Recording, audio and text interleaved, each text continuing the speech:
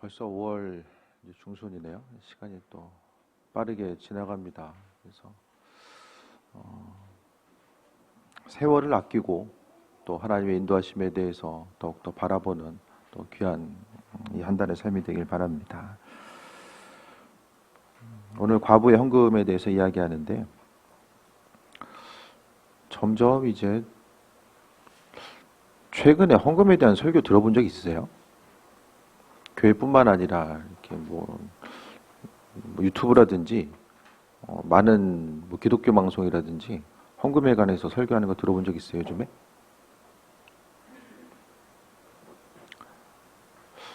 거의 듣기 힘드실걸요, 요즘에는? 주일에 성수해야 된다. 예물 구별해서 드려야 된다. 또 천국과 지옥에 관한 거. 그러니까 점점 더 교회에서 듣기 힘든 중요함에도 불구하고 듣기 힘들어지는 설교 내용이거든요. 다들 대부분의 사람들이 한 주간 경제 생활을 영위하고 섬에서 자족하는 이런 삶을 살지 않으면은 다들 돈이 없으면 삶을 살 수 없잖아요. 돈 버는데 다 시간을 활용하고 그러는데 교회 가운데 성도들의 삶과 가장 밀접하게 연결되는 돈의 문제가 더 이상 교회에서 이제는 조금 더 심하게 좀 말하다 보면은 좀 금기사항처럼 들려지는 이때 재정에 관해서 또 예물에 대해서 이야기하는 것 자체가 어느 순간부터 교회에서의 부담이 되고 또 서로 그러니까 하나님의 은혜와 축복을 이야기하는 하나의 수단과 방법이 아니라 어느 순간부터 또 하나의 부담의 요소로서 인식되는 것이 이제 한국 교회의 현실입니다. 천국과 지옥을 얘기하는 것, 성경은 분명하게 죽음 이후에 천국과 지옥이 있다라는 사실을 분명하게 강조하고 있고 예수님의 제자들도 하나님 나라를 바라보고 또 이 땅에서 영광을 구했던 것이 아니라 하나님 나라에 대한 소망과 기대함을 가지고 이 천국에 대한 그 그림 자체가 분명하게 있었기 때문에 그들이 승리하는 삶, 끝까지 믿음 지키고 복음 전파함에 대해서 살 수 있었는데 이제는 교회 가운데서 하나님 나라를 바라보기보다는 이 땅에서 어떻게 하면 조금 더 기쁘고 행복한 삶을 살 수 있을까? 조금 더 누리는 삶을 살 수 있을까? 또 보이지 않는, 당장에 보이지 않는 천국보다는 눈에 보이는 것. 그리고 또 믿음 생활에 어떤 최선을 다하고 열심을 다하는 이들에게 있어서 천국과 지옥은 축복의 요소이겠지만은 정말 어떤 마음의 부담감과 또 어려움을 가지고 신앙생활하는 이들, 또 믿음 생활에 어떤 우선순위를 두지 않는 이들에게 있어서는 천국과 지옥이 있다는 것 자체가 어떻게 생각하면 또 하나의 심적인 부담의 요소로 또 작용될 수밖에 없습니다. 그러니까 뭘 말씀드리냐면은 교회 공동체가 이전에는 목사님들도 하나님 나라의 확장을 위해서 또 성도들의 삶을 바라보면서 심적으로 좀 부담스럽고 설교하기 힘든 부분들도 가리지 않고 이 자녀들에게도 마찬가지잖아요. 아이들 초콜릿 좋아한다고 해서 맨날 초콜릿만 갖다 주면 그 건강하게 자랄 수가 없잖아요. 성경에서도 말랑한 음식을 먹을 때도 있지만 단단한 음식을 먹을 때도 있잖아요. 자라나면서. 그러니까 항상 교회 공동체 가운데 위로가 되고 용기가 되고 당장의 부담을 줄여주고 일주일의 삶이 힘드니까 교회 와서는 그 힘든 내용들 다 내려놓고 마음속에 위로와 기쁨만 받고 세상을 살아가고 어떤 교회 공동체가 성경은 교회를 통해서 하나님의 백성들이 서로 위로하고 또 용기를 불어넣어주고 그로 인해서 서로 믿음 흔들리지 않도록 붙잡아주는 역할, 위로하고 권면하는 역할도 있지만은 성경에서의 또 중요한 역할이 그리스도의 군사로서 제자들의 삶은요, 그들이 두 가지를 하잖아요. 첫 번째가 이제 구제하는 사역들하고 또 한 가지가 복음 전파의 사역을 합니다. 구제라는 것은 교회 공동체가 서로 있어야 될 것들, 필요한 것들을 채워주고 또 협력하고 나아가고 위로해주고 권면하는 역할을 했다라고 한다면 복음 전파의 역할은 그 위로와 권면을 넘어서서 하나님 나라가 어떤 곳인지 또 그분 나라에 합한 곳이 무엇인지를 분명하게 말씀을 전파하는 것을 이야기합니다. 근데 복음 전파함에 있어서 사도 바울은 뭐라고 이야기합니까? 성도들을 목표를 향해서 달리는 운동 경기하는 선수로서 또 열심히 씨를 뿌리고 거둬야 되는 농부로서 또 하나는 군사로서 농부 또 군인 또 운동 경기하는 운동선수 자녀들이 셋 중에 하나 하라고 한다면 뭐 시키시겠습니까? 물론 운동시켜서 다 손흥민처럼 되면은 얼마나 좋겠습니까? 그렇죠? 근데 뭐 이정료가 뭐 이렇게 1,000억이 넘어가고 뭐 이런 얘기가 들리던데 그러면 좋겠지만은 대부분 운동을 해서 어떤 원하는 삶의 목표를 이루고 나아가기가 이 변수들이 너무 많으니까 쉽지 않잖아요. 운동선수나 또 군인이나 예? 농부나 생각했을 때 지금 뭐 하나 선택해서 자녀들에게 뭐 권면할 수 있는 직업들이 있습니까? 뭔가 좀 절제하고 또 규칙적으로 삶을 살아가야 되는 그런 부분들이 있어줘야 되잖아요. 그러니까 그리스도의 군사로서의 삶을 살아가기 위해서는 성경 가운데서도 들어야 될 것들 또 스스로 원하는 것만 들은 것이 아니라 말씀을 통해서 분명하게 우리에게 좀 부담스럽고 어렵다라고 할지라도 그 마음이 우리의 삶에 있어서 기쁨의 요소로 다가올 수 있어야만 합니다. 오늘 과부연금을 이야기하는 것은 우리가 제물로서 예물로서 하나님께 드리는데 그 매주 드리잖아요. 이 드리는 게 도대체 어떤 의미와 목적을 가지고 어떤 생각과 마음을 가지고 우리가 드려야 되는가?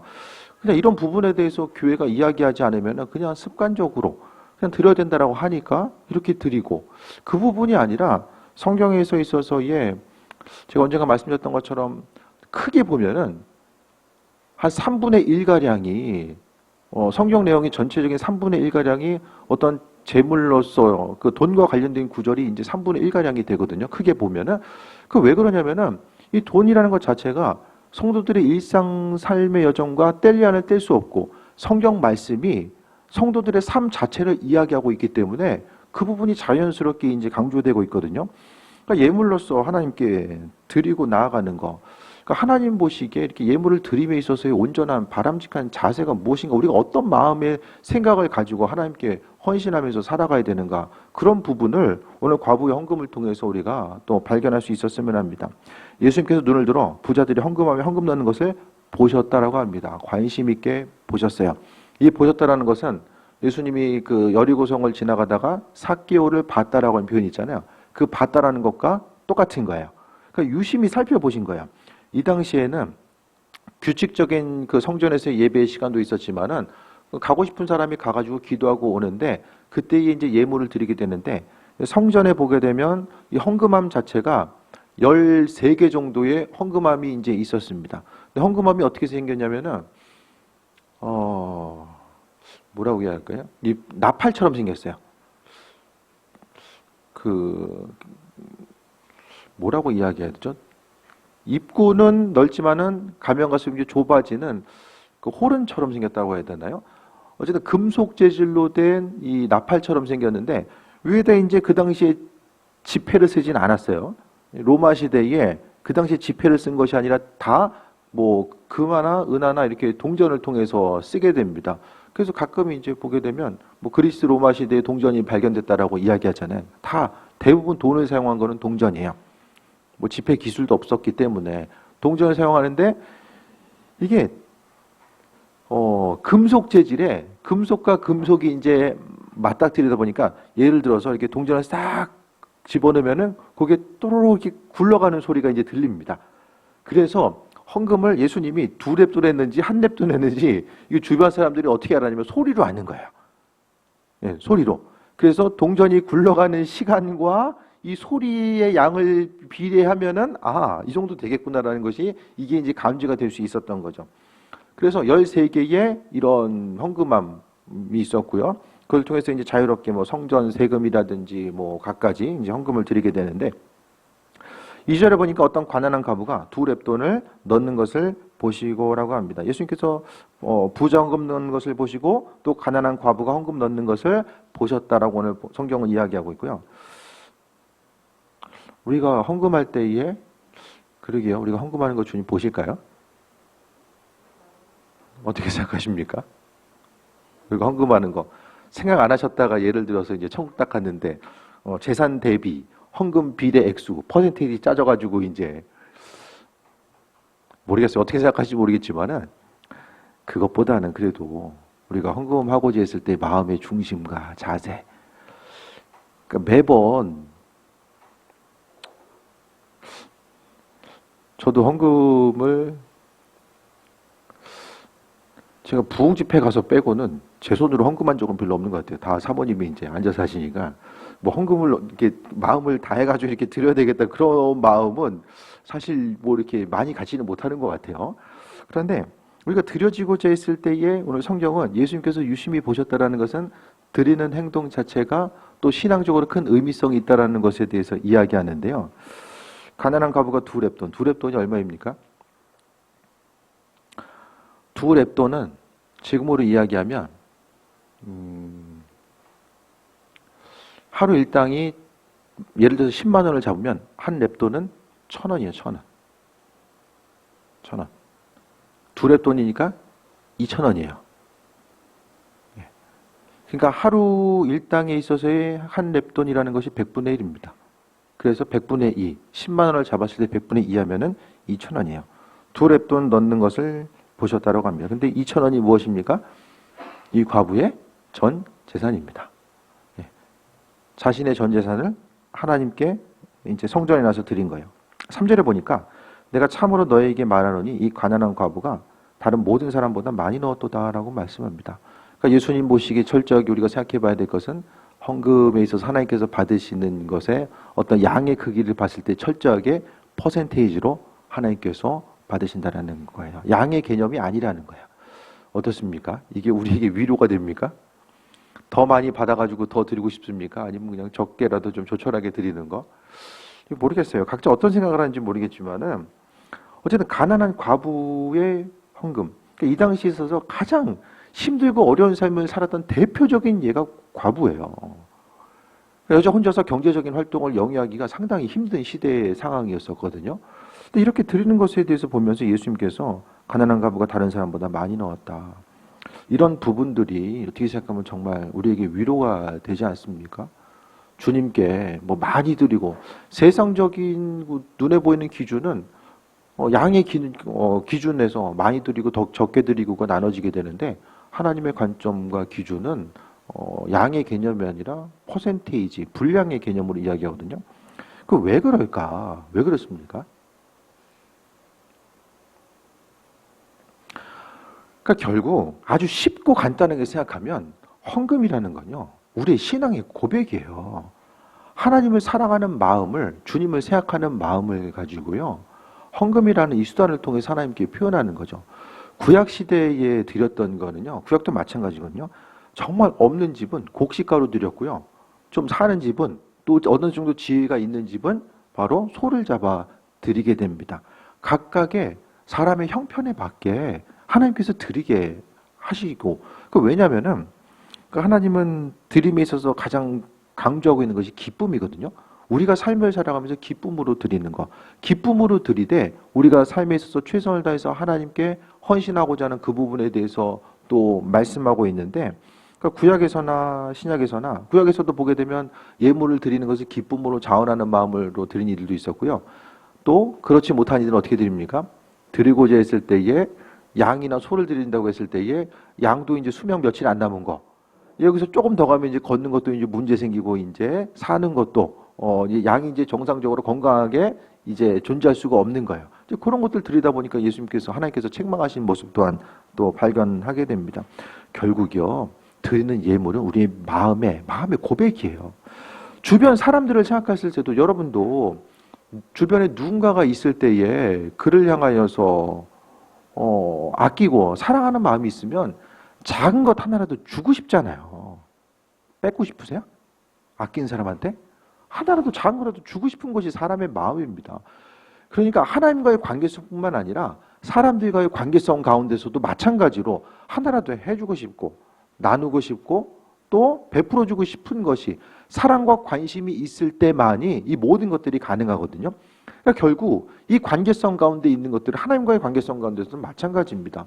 우리가 주님을 사랑하고자 하는 마음, 결국 어떤 뭐 자판기에다가 동전 넣고 물건 뽑는 것처럼 내가 이만큼 헌금했으니까 하나님께서 이 뽑기 하시겠지, 그것이 아니라 결국 헌금에 있어서의 가장 중요한 것은 심었기 때문에 하나님께서 주실 것에 대한 그 기대함과 소망을 가지고 드리는 것이 아니라 근본적인 예물을 드림에 있어서, 오늘 본문에서 있어서의 과부가 그랬던 것처럼 2,000원 드리고 다음 주에 오면 이게 4,000원 나오겠지, 이 개념이 아니라 부족하지만 하나님 생각하는 마음을 가지고 자신의 삶에 있어서의 필요한 것들을 드리고 그러니까 결국 이 가난한 과부에게서 2,000원은요, 돈을 드린 게 아니라 자기 자신을 드린 거예요. 있는 거 전부를 드렸기 때문에. 그 드리고 나서 그녀의 삶이 어떻게 진행될지는 아무도 몰라요. 이 예물을 받으셨던 하나님께서는 그것을 보시면서 그냥 소소하게 드렸구나, 소소하게 헌금했구나, 그렇게 생각하지 않았을 거예요. 오늘 본문 가운데 예수님께서는 다른 어떤 사람보다 많이 넣었도다라고 말씀하고 있습니다. 그러니까 하나님을 생각하고자 하는 마음 자체, 그것이 예물을 통해 표현된 거예요. 우리가 하나님 사랑합니다라고 이야기하고 하나님 은혜 가운데 삶을 살아가고 있습니다라고 고백하는데, 그 심령의 고백, 주님을 향한 마음 자체를, 그 감사의 마음을 표현할 수 있는 그 수단이 무엇이 있습니까, 여러분? 그러니까 멀리 안 보고 이 구월동, 인천을 살아가고 있는 우리들에게 있어서 우리가 주를 위해서 아버지를 사랑하는 마음을 표현하기 위해서 할 수 있는 일들이 무엇이 있습니까? 돈 버는 것이 어렵지만 그래도 가장 어떻게 생각하면 쉬운 방법이 주님을 향해서 예물로서 표현하는 것, 그 부분이 아닐까 생각을 해요. 나아가서 복음 전하는 거, 복음 전하는 것이 얼마나 힘듭니까? 정말 어렵죠. 자신의 시간을 들이고 물질을 들여서 다른 사람들을 섬기는 건 여러 가지 것들이 있어요. 그런데 성경을 통해서 이야기하는 건요, 그 모든 것들 가운데 일부분이 예물로서 드려지는 것 자체를 이야기하는 거죠. 4절 보면은 저들은 그 풍족한 중에 성금을 넣었거니와 이 과부는 그 가난한 중에서 자기가 가지고 있는 생활비 전부를 넣었느니라 하시니라.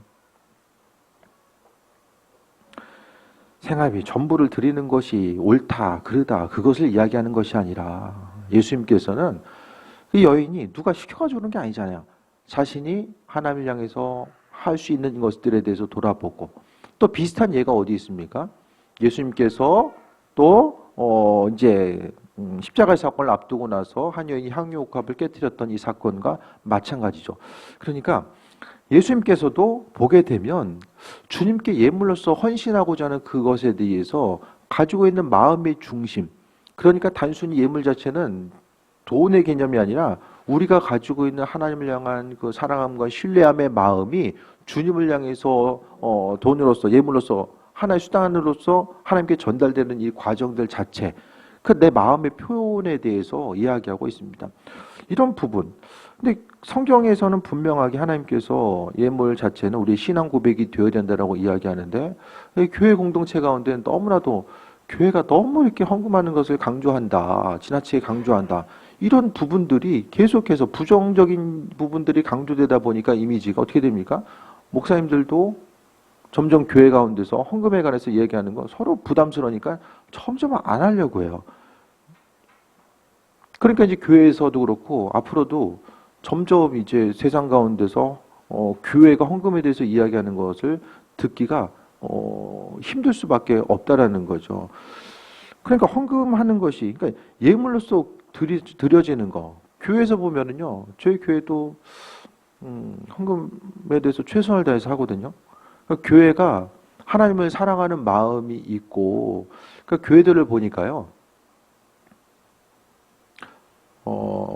교회 기도 시간이 있고 또 하나님 향해서 전심으로 뜨겁게 기도하는 교회들이 재정적으로 헌신하고자 하는 이들이 정말 많아요. 왜 그런가 보니까, 그러니까 기도한다는 것은 하나님께 마음의 중심을 두는 것이고요, 기도하면서 살다 보면은 아버지의 마음이 무엇인지를 깨달아 아는 거예요. 그러니까 주님 주신 은혜가 있으니까 누가 시켜서가 아니라 내가 주님을 위해서 무엇을 할 수 있을까를 생각하다가 기쁜 마음으로 드리고자 하는 마음에 열정이 생겨질 수밖에 없다라는 거예요. 인간적인 생각이 아니라 아버지의 마음이 내 심령 가운데 있고 주를 향해서 행할 수 있는 그 무엇인가를 이야기하는 거죠.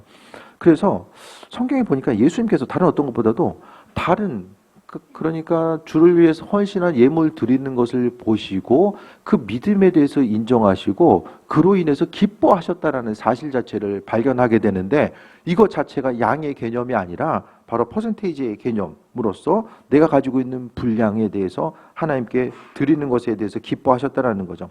그래서 예물 드릴 때에 습관적으로 반복해서 습관적으로 드리는 것이 아니라, 드리는 예물이 나 자신에게 있어서의 주님을 사랑하는 마음으로 드려지는 이 예물이 단순히 돈이 아니라 신앙 고백이다라는 사실에 대해서 분명히 인식을 해야만 합니다. 내가 가진 소유로 인해서 내가 가지고 있는 마음을 하나님께 전달하고, 이 개념 자체가 독특하고 어려운 개념이 아니라 사람들과의 관계성 가운데서도 내가 가진 소유를 통해서 내 마음을 전달하잖아요. 이런 것들 가운데 연장선상에서 봤을 때에 주를 위해 헌신하고 인도하심 받아 나아가는 것 자체가 무엇인지를 좀 우리가 깨달아 알아야만 합니다. 그래서 하나님의 백성으로서의 삶을 살아감에 있어서 우리의 인생은 돈과는 떼려야 뗄 수가 없잖아요. 그렇다고 한다면 삶을 통해서 내가 내 신앙의 고백을 하나님께 드리고, 또 하나의 그 예물로서 드려진다는 것은 내가 인생을 살아가는 방법이 내 방법이 아니라 하나님의 방법대로 하나님 주시는 것 가지고 내가 삶을 살겠습니다라고 믿음의 고백이 거의 또 들어가는 거야. 내 신앙의 고백뿐만 아니라 앞으로의 삶을 살아감에 있어서의 믿음의 고백. 하나 심다고 해서 그 다음에 바로 열매 맺는 거, 그런 공식이 성립이 안 될 수도 있어요. 하지만 성경에 보면 하나님께서 때를 따라 공급하시고 인도하심을 우리가 경험할 수 있기 때문에 하나님은 그 은혜와 풍성함 가운데 우리를 베푸시고 인도하시는 거죠. 예물 드림에 대해 있어서 고린도후서를 보면 그 마게도니아 교회를 통해서 우리가 하나의 예를 볼 수 있거든요. 고린도후서 8장 보게 되면 8장 2절 보면 환난의 많은 시련 가운데서도 그들의 넘치는 기쁨과 극심한 가난이 그들의 풍성한 연보를 넘치게 하였느니라. 잠시 이제 고린도서로 넘어가서 보면 8장 2절이요. 그 당시 예루살렘 교회에 아주 심각한 기근이 들게 됩니다. 그 기근이 들었을 때 사도 바울은 유럽에 있는 교회들에게 우리 특별헌금해서 예루살렘에 있는 교회를 돕자라고 이야기하죠. 그 당시에 보면 고린도는 풍성함을 가지고 있는 교회들이 있었지만은 이 마케도니아 그 교회는 그들이 이제 정말 교회 구성원들 자체가 정말 힘들고 어려운 상황에 있었던 이들을 이야기합니다. 그래서 8장 2절에 보니까 환난의 많은 시련, 믿음 지키기도 힘든 거예요. 그러니까 신앙인으로서 그리스도 예수를 따르고 사는 것 자체가 어떤 박해 요소가 있었을 수도 있고요. 삶을 사는 게 힘들었는데 넘치는 기쁨, 그들이 어려움 가운데서도 고린도 교회가 하지 못했던, 그러니까 마게도니아 교회가 예루살렘을 위해서, 예루살렘 교회를 위해서 헌신을 다하고자 하는 모습을 기쁨으로 했고요. 다른 어떤 것보다 기쁨으로 했고, 또 극심한 가난이 그들의 풍성한 연보를 넘치게 했다. 힘들게 살다 보니까, 마게도니아 교인들도 힘들다 보니까 예루살렘 교인들이 가지고 있는 그 힘들고 어려움의 고통 자체가 무엇인지를 알았다라는 거예요. 그래서 기쁨으로 헌신했고요. 3절에 보니까 내가 증언하노니 그들이 힘들어할 뿐만 아니라 힘에 지나도록 자원하여. 그러니까 열심을 다해서 사도 바울이 보기에 마게도니아 교인들이 이렇게 헌신할 만한 어떤 소유가 없을 텐데 어떻게 이들이 이렇게 많은 부분을 헌신했을까? 바울이 보기에도 좀 많은 부분, 예상보다 더 많은 부분이 헌금을 했다라는 것에 대해서 이야기하는 거예요. 4절에 이 은혜와 성도 섬기는 일에 참여함에 대해서 우리가 간절히 구하니 5절 보니까 우리가 바라던 것뿐만 아니라 그들이 먼저 자신을 주께 드리고 또 하나님의 뜻을 따라 우리에게 주었도다. 사도 바울도 헌금한 거를 뭐라고 표현해요? 자신을 주께 드렸다라고 이야기합니다. 돈이 주는 강력함이 있죠. 네. 가지고 있을 마음의 평안과 위안이 있고요. 앞으로를 향해 살아감에 있어서도 만족감이 있어요. 헌금에 대한 태도 자체를 생각했을 때에 현재 가지고 있는 더 많이 소유해서 미래를 향해서 준비하고 더 많은 것을 가지고 있어서 내 마음의 기쁨과 평안을 누리는 것보다는 성경이 이야기하는 것은 그들이 먼저 기쁨으로, 그러니까 마게도니아 교회에 헌신했던 것의 핵심은 기쁨으로 자신을 드렸다라고 이야기합니다. 예물을 열심히 해서 우리가 드리고 있잖아요. 그 예물이 습관적인 예물이 아니라 주님 기뻐하시는 거, 정말 버겁고 힘들 때도 있을 거예요. 예물로 하나님께 드리는 것이 버겁고 힘들 때도 있지만 그 버겁고 힘든 것 자체가 주님 보시기에는 다른 어떤 것보다도 우리 믿음의 신앙의 고백이고, 또 내가 내 방법이 아니라 하나님 주신 것들로 인해서 삶을 살겠다라고 하는 이 믿음의 고백이 되어야만 합니다. 그래서 성도의 헌금은 아버지께서 허락하신 은혜에 대해서 감사에 참여하는 것이고, 또 헌금을 통해서 우리는 무엇을 합니까? 다른 사람들을 또 섬기는 데에 이 두 가지가 함께 이루어지는 거죠. 예물을 드림으로 하나님과의 관계성, 이웃과의 관계성이 이제 열어지는 거예요. 그래서 은혜 받은 이들은 헌금으로 하나님께 헌신하고자 하는 마음, 또 남을 도우려는 간절한 마음들이 생겨지게 됩니다.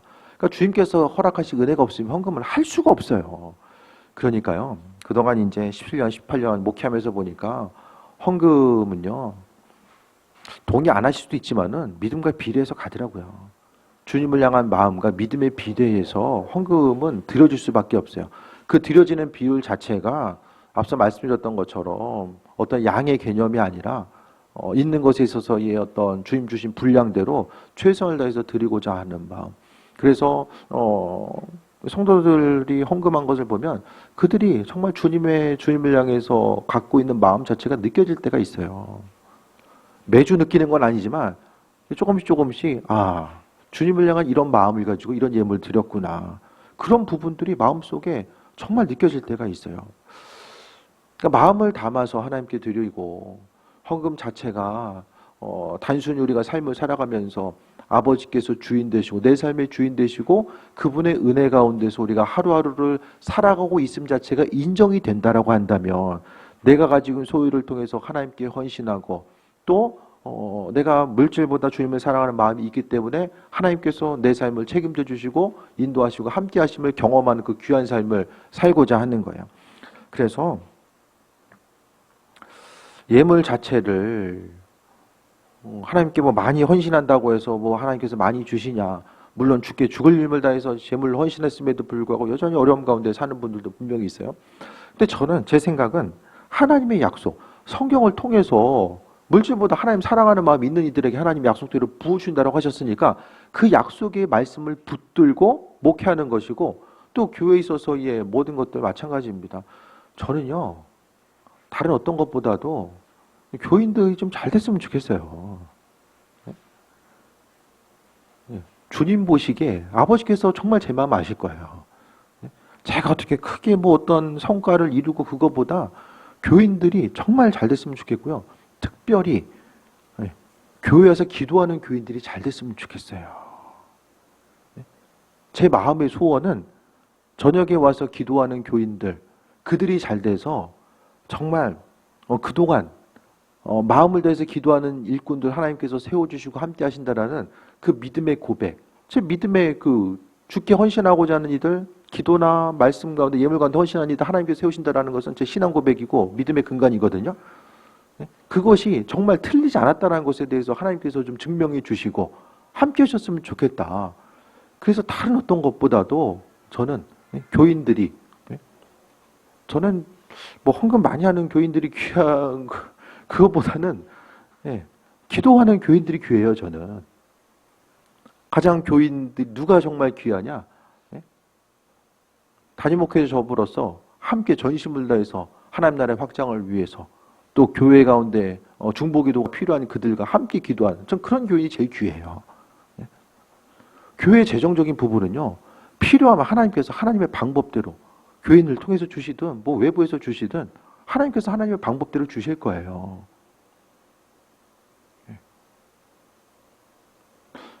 이번에도 차량 헌금이 좀 부족한 부분이 또 외부에서 이렇게 채워졌어요. 한 300만 원 가량이 채워졌어요. 그러니까 부족하니까 또 하나님께서 하나님의 방법대로 채워주시더라고요. 그러니까 여러 가지 일들에 대해서 생각했을 때에 다들 이 세상을 돈이 없으면 살 수 없잖아요. 그러니까 예물로서 드린다는 크게 두 가지예요. 좀 말씀 정리하면 내 신앙의 고백, 하나님을 향한 사랑의 마음을 예물로서 정직하게, 때로는 힘에 좀 부칠 때도 있겠지만 감사한 마음을 가지고 드리고, 그 다음에 드린 이후에는 드렸다라는 것은 내가 내 소유가 하나님께 드려지지만 내가 내 인생을 내 방법이 아니라 하나님께서 주시는 것 가지고 삶을 살겠다라고 하는 이 믿음의 고백을 이야기하는 거죠. 그래서 우리가 삶을 살아가면서 드려지는 것 자체가, 우리가 주일날 모여서 예배하고 예물을 드리는 것 자체가 우리가 생각하는 것보다 훨씬 더 많은 의미성을 갖고 있다는 사실에 대해서 잊지 말아야만 합니다. 전심을 다해서 하나님 마음에 합한 자로서의 삶을 살고자 하고, 그래도 놔뒀을 것도 없는데 하나님 나라를 위해서 또 다른 사람 섬기기 위해서 예물로서 드리주고자 했을 때에 그 다음부터는 실망하거나 실족하거나 마음에 조급함 갖지 마세요. 드렸다라고 한다면 그 이후에는 아버지께서 때를 따라 주실 것에 대해서 소망감 가지고 살아가세요. 뭐 그것에 대해서 뭐 드렸으니까 받아야 된다, 뭐 기복신앙이냐, 뭐 그렇게 이야기하는 일도 있을지 모르겠지만 우리 신앙의 고백은 기복이 아니라 말씀대로 심는 자들에게 주신다라고 하셨기 때문에 그것에 대해서 간구하는 것이고, 받아서 누리려고 하는 것이 나 한 몸만 더 잘 먹고 잘 살기 위해 하는 것이 아니라 그것을 통해서 정말로 주님 기뻐하신 일들이 무엇일까를 생각하고 하나님의 뜻 가운데 강건함 누리고, 이 시대 가운데서 주신 것이 있어야지만이 또 나누고 섬기면서 살 수 있잖아요. 날마다 어떻게 말로만 할 수 없잖아요. 그러니까 점점 더 상황 자체가 하나님께서 주시는 것이 있고 그것을 누려야지만이 우리가 세상 가운데서 그분의 은혜 가운데 승리하는 삶을 살 수 있게 된다는 것에 대해서 발견하게 됩니다. 그래서 사단은요, 점점 더 교회에 있어서의 부정적인 인식들, 또 교회가 이제 하나님의 은혜는요, 성경에서 보게도 빛내가지고 뭐 일한 거 안 보이잖아요. 그러니까 주님 주신 것을 가지고 넉넉하게 누리고 가지고 있는 것을 가지고 또 주변 사람 향해서 베푸고 나누는 삶을 살아가야 되는데, 이 순서가 바뀌어지다 보면 오히려 교회가 세상에 비치고 또 빚을 갚기 위해서 또 여러 가지 또 무리수를 둬야 되는 이런 안타까운 상황이 아니라 무슨 일을 하든지 간에 하나님께서 넉넉하게 주시니까 그거 가지고 재정에 고민하지 아니하고 하나님 기뻐하신 일에 또 사용할 수 있는 그 은혜와 풍성함을 누릴 수 있어야 된다는 거죠. 하나님은요, 이 시대 가운데서도요, 하나님의 방법대로 일하시고 함께해 주십니다. 믿음의 열정을 가지고 살아가는 이들, 하나님의 도우심과 인도하심을 통해서 삶을 살아가고자 하는 이들, 그래서 교인들은요, 무슨 일을 할까 그것에 대해서 고민할 것이 아니라 무슨 일을 하든지 간에 하나님께서 기뻐하신 일들을 행하면서 삶을 살아가는 거죠.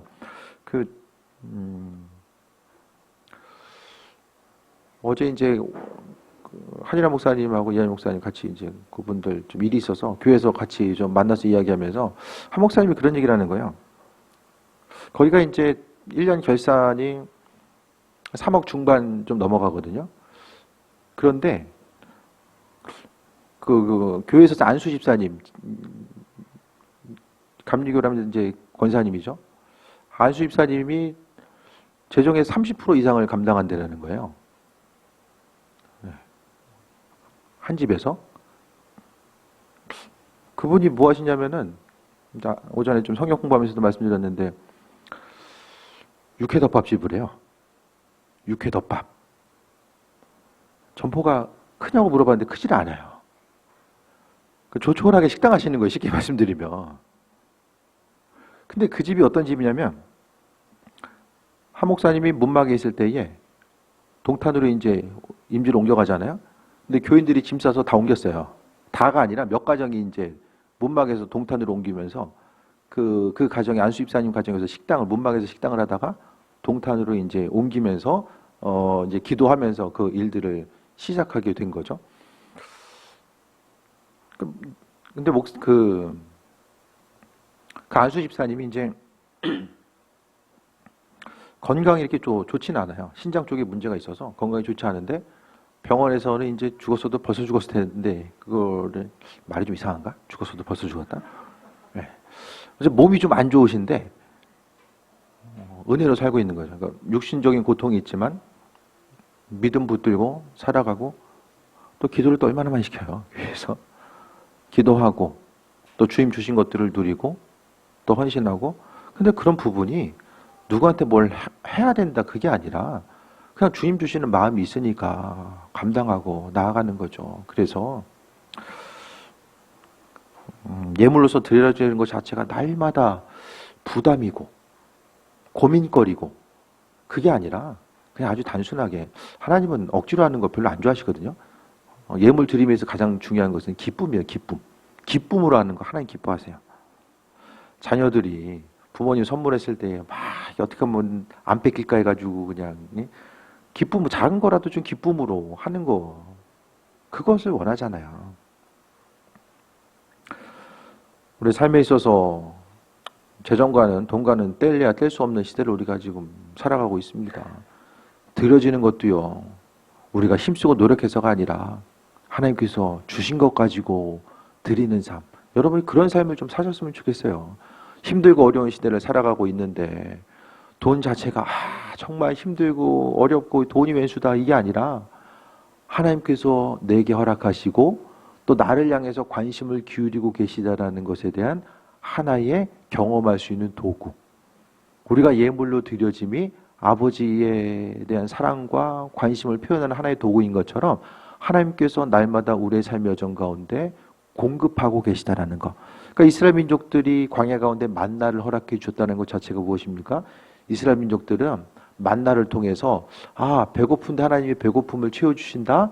단순히 그것을 넘어서서 우리가 지금 광야 가운데 있지만 하나님이 필요를 따라서 먹을 것을 채워주시는 분, 그 하나님을 통해서 마음의 위안과 만족감을 누리고 또 그분께서 나와 함께 하신다라는 그 사실 때문에 광야에서의 삶을 버티고 견디고 나아갈 수 있었음을 이야기합니다. 교회도 마찬가지고 가정도 마찬가지입니다.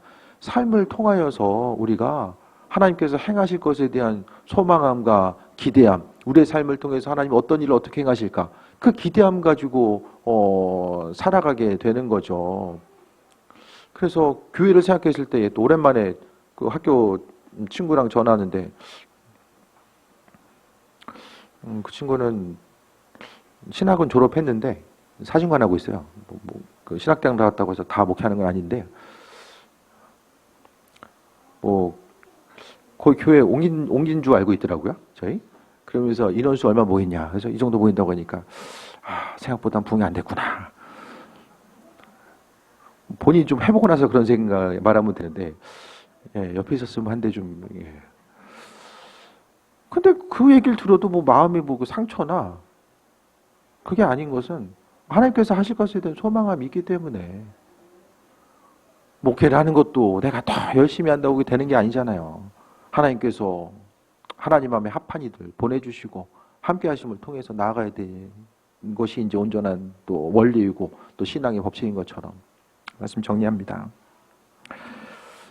매주 예물 드리고자 했을 때에 하나님을 향한 마음의 고백, 그러니까 속으로는 예물을 드릴 때에 주님, 이 예물은 나의 신앙의 고백입니다. 그것에 대해서 감사하면서 그 신앙의 고백에 부끄럽지 않게 주님을 향해서 최선을 다해 선신하고 아버지의 마음을 표현하는 거예요. 안 하면 안 되니까 그래도 이 정도는 좀 해야 되겠지? 안 하는 게 좋아요. 돈도 나가고 주님도 별로 기뻐하시지 않아요. 중요한 것은 드리는 것에 있어서의 마음의 기쁨. 받는 하나님이 모르시겠어요? 우리 마음의 생각을 모르시겠어요? 그러니까 참여하는데 의를 두는 것 별로 주님 기뻐하지 않는다는 거예요. 사람의 눈에는 그래도 이거라도 하는 게 낫지.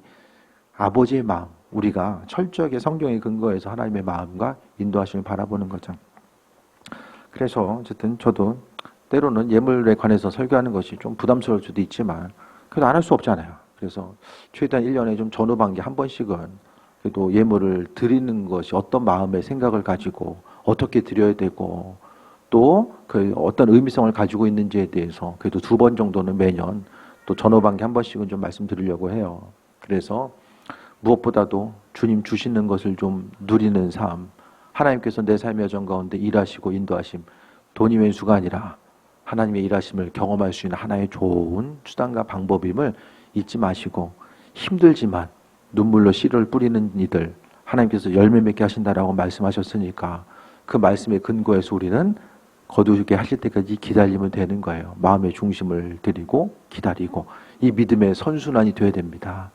하나님의 도우심과 인도하심을 바라보시고요. 삶의 여정 가운데 좀 재밌게 신앙생활 하려면 또 주시는 것들도 공급받을 수 있어야 되고 하나님의 일하심과 인도하심도 경험할 수 있어야 되잖아요. 하나님은 우리의 필요를 채우시고 날마다 은혜와 충만함으로 함께 하신다는 사실에 대해서 기억하며 아버지의 관계성 가운데 승리하는 삶 되시기를 축원드립니다.